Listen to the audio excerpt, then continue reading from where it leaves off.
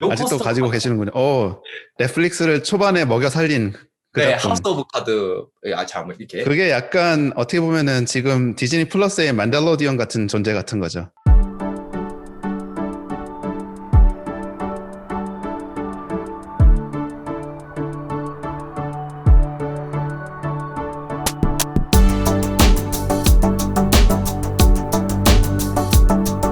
영화를 한동안은 극장에서 대부분 소비를 하셨을 것 같은데 네네네. 사실 이제 넷플릭스라는 게 한국에 상륙을 하면서 집에서 많이 이제 영화를 감상하고 계실 것 같은데 지금은 이제 넷플릭스만 존재하는 세상이 아니게 됐죠 벌써 이제 네, 벌써 그렇게 디즈니 됐어요. 플러스 뭐 HBO 맥스 뭐 피카 이런 것들이 이제 막 들어오기 시작하고 심지어 이제 워너 브라더스 같은 경우는 이제 극장과 이제 동시 개봉. 스트리밍을 동시에 개봉하겠다 이렇게 해서 극장을 어떻게 보면 스킵해도 되는 그런 존재처럼 약간 그리기도 했는데 시선님은 영화는 그래도 극장에서 보는 게 좋다라고 생각하시는지 아니면 이제 시대가 변했기 때문에 영화를 뭐 스트리밍으로 봐도 뭐 전혀 무방하다라고 생각하시는지. 결론부터 말하고 딱 시작하면은 저는 네네. 그런 것 같아요. 일단은 극장과 OTT는 함께 가야 되는 존재라고 저는 생각을 하거든요. 단순히 극장 자체가 영화 보는 곳이야라고 단정을 지어버리면 그러면 이제 극장은 정말 말 그대로 많은 분들이 우려하듯이 사라질 수밖에 없는 운명이겠죠.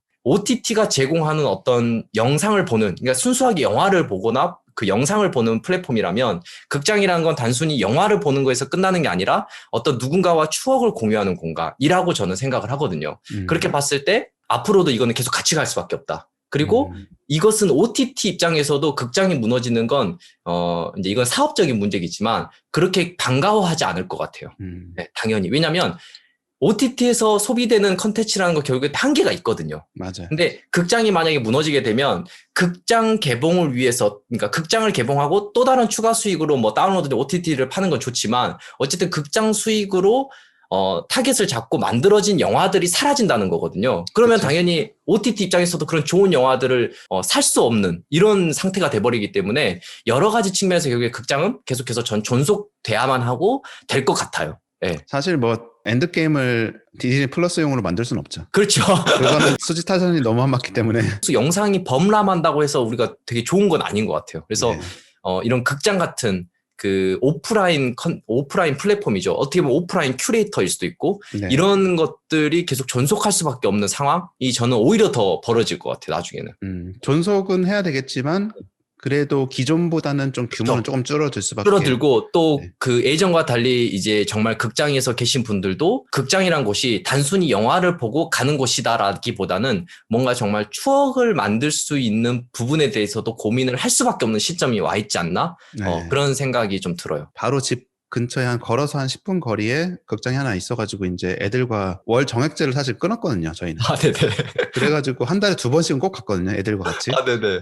같이 가서 이제 딱 갈 때부터 조그마한 이제 6살짜리 둘째는 오늘은 아이스크림 샌드위치를 먹을 거야. 첫째는 뭐 팝콘을 먹을 거야. 이런 얘기부터 시작을 해가지고 네. 그런 것들이 이제 다 포함돼가지고 그 극장 경험이 되는 거기 때문에 사실은 되게 그 경험이 좋았었는데 집에서 영화 볼 때는 그게 이제 아까 말씀하신 것처럼 싹 빠져가지고 그 극장에 가서 팝콘을 사고 그 영화를 기다리기 전에 그 좌석에 앉는 순간까지의 어떤 느낌, 그래서 결국에 찾을 거라고 생각해요. 근데 네. 이제 다만 예전과 달리 극장에서도 그런 것들을 많이 고민해야겠죠. 이를테면 영수증으로 지금 영화 티켓이 나오잖아요. 네네네. 그런 거 하나도 뭔가 디테일적으로 좀 바뀌면 그 티켓을 뭔가 영화를 내가 12월 13일에 누구와 함께 봤다라는 어떤 영화 티켓 하나의 어떤 추억을 만들 수 있다면 그것만으로도 또 하나의 콘텐츠가 될 거라고 생각하거든요. 소장 가치가 있는 걸로 만들어야지. 그런 그 하나하나가 고민이 되면 결국에 또 극장은 극장대로 독보적인 더 저는 다시 전성기를 맞이할 거라고 생각합니다. 아이맥스 같은 데는 당연히 살아남을 거라고 생각을 하는데 정말 그런 거는 이제 집에서 대체 불가능하니까 그런 특수관들은 사실은 걱정은 안 하거든요. 이제 코로나 지나면 당연히 이제 살아날 거라 생각하는데 이제 멀티플렉스 시대가 오면서 극장을 예전에 큰 관을 쓰던 극장도 이제 공간을 쪼개가지고 아주 옛날보다 더 스크린이 작아진 경우도 미국에도 좀 있는데 극장의 형태는 어떻게 될 거라고 생각하세요, 혹시?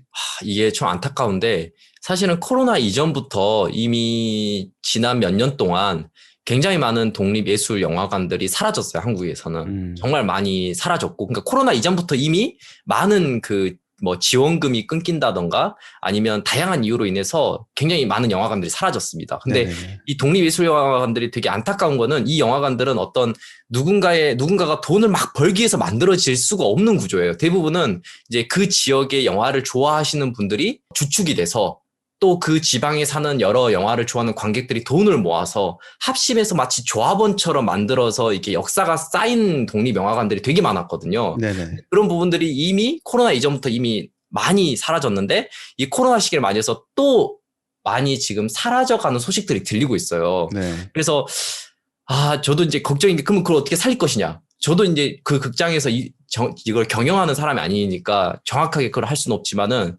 앞으로 그 점에 대해서는 저도 진짜 되게 같이 좀 고민을 계속 하고 있는 것 같아요. 이게 한번 독립영화관이 사라지게 되면 다시 그걸 만드는 데는 맞아요. 단순히 지원금이 나온다 해서 딱 만들어지는 게 아니거든요. 맞아요.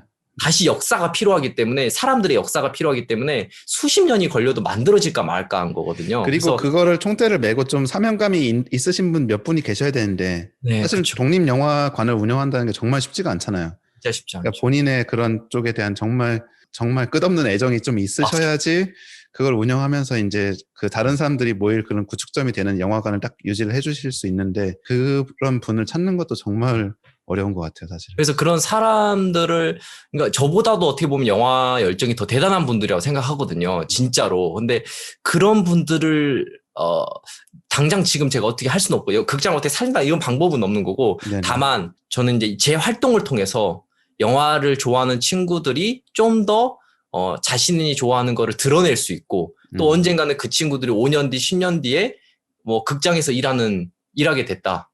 또는 극장을 운영하게 됐다. 그러한 그 영화를 사랑하는 관객들이 실제 영화에 종사하는 사람들이 생기는 어떤 거기에 좀 도움이 되는 거, 그거가 제 역할을 그나마 할 수 있는 거라고 좀 생각을 하고 있어요. 영화제 같은 게 있잖아요.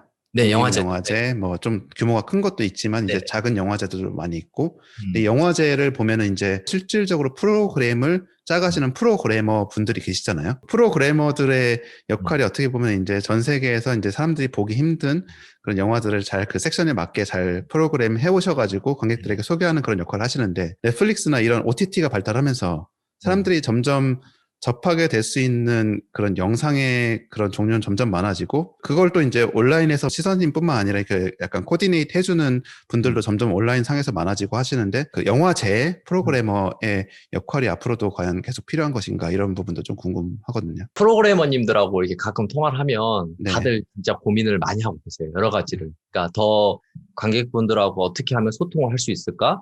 더 지금 새로운 분위기로 바뀌고 있다는 걸 너무 잘 아시고 있기 때문에 네. 그런 것도 어떻게 발맞춰서 일단 할 것인가 이런 고민들을 하고 있다는 사실을 일단 다들 알아주시면 좋을 것 같고, 네. 저는 기본적으로 그런 것 같아요. 프로그래머도 결국에는 그냥 단순히 그냥 프로그램 스케줄 짜는 사람이 아니라 그 영화제의 기본적인 그 방향, 경영의 방향이든지 아니면 그 컨셉의 방향이라든지 이런 것들을 다 기획하는 기획자이자 마케터이자 또 스케줄 정리하는 프로그래머이기도 한다고 생각을 해요. 그래서 그런 측면에서 봤을 때 왜 필요한가라고 생각해 보면 우리 영화제의 본질을 좀 봐야 될 것 같은데, 뭐 굉장히 많은 영화제들이 있잖아요, 외국에도. 근데 그런 영화들 보면 기본적으로 그 지방의 이름을 쓰고 있잖아요. 한국자 영화제, 부천 파타스트 영화제, 뭐 네. 제천 음악 영화제, 뭐 이런 것들 다 지방의 이름을 쓰고 있는데, 저는 잘 생각해 보면 영화제라는 건 결국에는 그냥 여행을 가는 거라고 생각하거든요. 여행. 그래서 저도 이제 영화제를 갈 때는 항상 제가 여행객이라고 생각을 해요. 전주영화제에 가면 단순히 전주영화만 보는 게 아니라 영화도 보고, 전주영화제는 300집이 엄청 유명한 그 콩나물 국밥집이 있으세요. 지금은 뭐 프랜차이즈가 돼가지고 어마어마하게 커졌는데, 진짜 그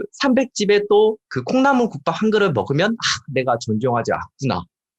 이런 느낌을 받거든요. 그래서 근데 그런 분위기들, 그 지방의 특색을 녹여내는 분위기를 또 컨셉을 만드는 게 결국 프로그래머의 역할이라고 생각을 해요. 그 지역의 여행 가이드 역할도 좀 해주는 거네요. 실제로 요즘 영화제들 가보면 그 가이드북처럼 네. 영화제 상영되는 영화관 주변에 어떤 음식점이 있는지, 어떤 문화들을 볼 수 있는지, 또는 굉장히 많이 퍼레이드 같은 걸 해요. 이를테면 작년 전주 영화제 같은 경우는 스타워즈 섹션을 했었어요. 그러면은 스타워즈 코스튬을 입고 그 한옥거리 있잖아요. 한옥이 모여있는 전주 한옥거리. 한옥거리에서 스타워즈 복장 입은 분들이 행사하는 걸 볼 수 있었거든요. 네. 그 되게 이국적이잖아요. 결국 그런 재미들을 또 만들어내는 게 저는 결국에 프로그래머의 전반적인 책임자라고 생각을 하거든요. 그래서 단순히 뭐 그냥 영화를 선택하는 정도에 벗어나지 않고 그런 또 다른 저는 컨텐츠 기획자라고 생각을 해요. 그래서 그분들의 역할은 계속해서 저는 더 막중해지지 않을까. 그리고 그런 것들을 잘 하시는 프로그래머들이 앞으로 더 그 인정을 받을 거라고 저는 생각을 좀 하고 있거든요. 프로그래머들에게 많은 힘을 실어줬으면 좋겠어요. 그 힘을 실어주는 거는 그래도 결국에는 그 영화제에 찾아가 주는 거겠죠?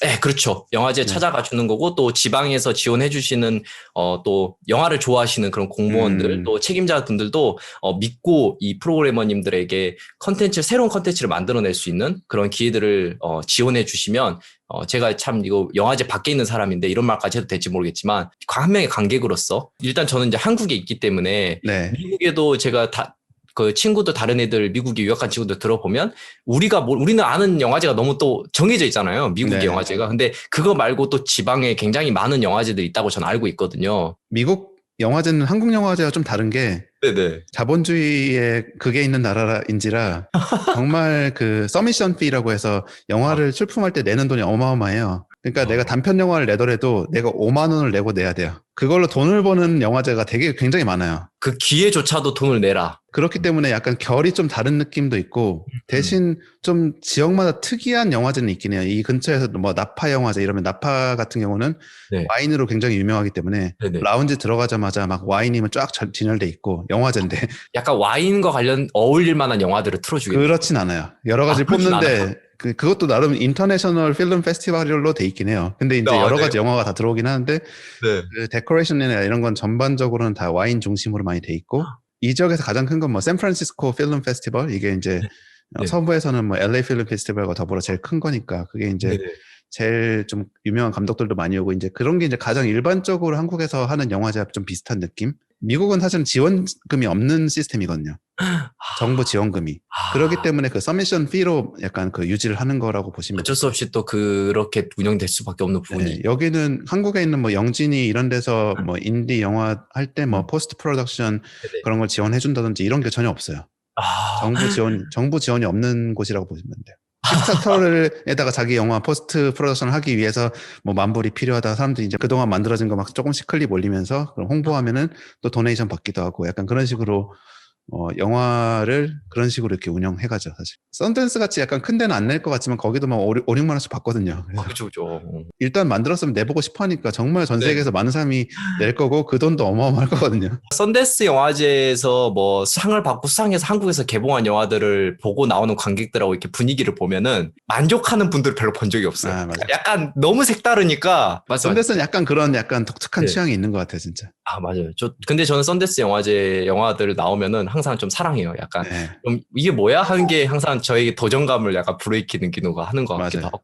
정말 영화제에 관심 없으셨던 분들도 있으실 것 같아가지고 이 기회에 조금씩 주변에 어떤 영화제 있는지 좀 알아보면 좋을 것 같아요. 저 같은 경우는 사실은 애니메이션 쪽이라서 인디 애니 페스트라고 그쪽 같은 데가 계속 유지를 되면 좋겠는데 인디애니 페스트도 되게 그 평소에 접하기 힘든 영화들을 계속 소개해주고 있거든요. 그 2년 전에 이제 지브리에서 그 거북이가 등장한 애니메이션 하나 나왔었어요. 근데 그거 같은 경우도 이제 국내에서는 절대 개봉하기가 쉽지 않은 영화인데 애니페스트에서 또 소개를 해줬거든요. 그래서 그런 영화들을 소개를 해주고 있기 때문에 인디애니 페스트도 저도 계속 유지가 잘 됐으면 좋겠습니다. 이번에 나온 책 오늘의 시선을 어떤 분들에게 추천하고 싶으신지. 이 책은 되게 많은 분들이 이거 제 칭찬이긴 한데 손쉽게 읽을 수 있다고 합니다. 그래서 아마 책을 되게 읽는 거에 대해서 두려움을 느끼신 분도 많으실 텐데 특히 영화에 익숙하시다면 그럴 경우가 많은데